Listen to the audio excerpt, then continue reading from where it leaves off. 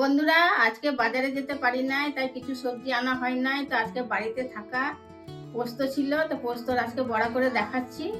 দেখো কিভাবে বানাইছি।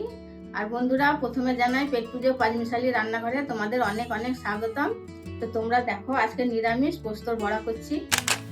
বন্ধুরা আজকে বাজারে যেতে পারি নাই, তাই কিছু সবজি আনা হয় নাই। তো আজকে বাড়িতে থাকা পোস্ত ছিল, তো পোস্তর আজকে বড়া করে দেখাচ্ছি।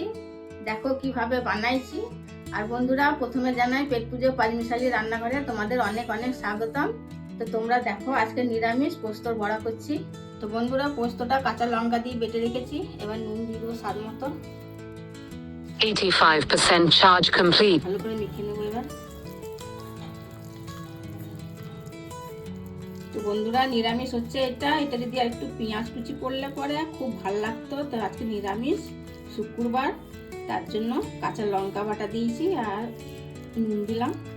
গ্যাসটা ধরিয়ে নিয়েছি প্রথমে, এবার কড়াইয়ে তেল দিয়ে দেবো। তো বন্ধুরা তেলটা এবার গরম হয়ে গেছে, এবার বড়াগুলো ভেজে নেবো। বড়াগুলো দিয়ে দিচ্ছি।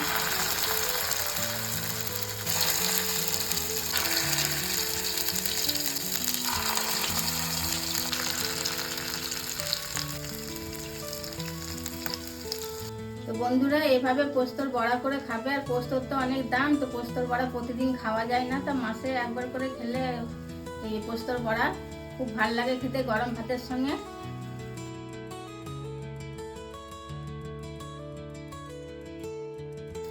তো ভালো করে বন্ধুরা উল্টি পাল্টি ভেজে নিতে হবে। এইভাবে সব এবার উল্টি দিব, একই ভেজে যাচ্ছে।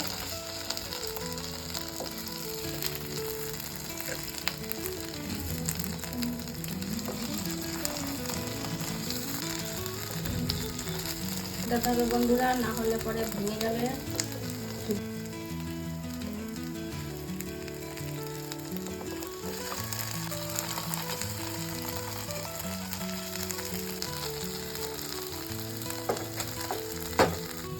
দেখো বন্ধুরা কত সুন্দর হয়েছে, খেতে যা মজা লাগে। আর গরম ভাতের সঙ্গে তো পড়ে গেলে আর পাতে ভাত থাকবে না।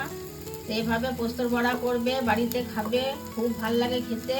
তো বড়াগুলো তৈরি হয়ে গেছে, ভাজা হয়ে গেছে, এবার তুলে নিচ্ছি ডিশে। বন্ধুরা পোস্তর বড়া কত সুন্দর হয়েছে দেখতে, দেখো।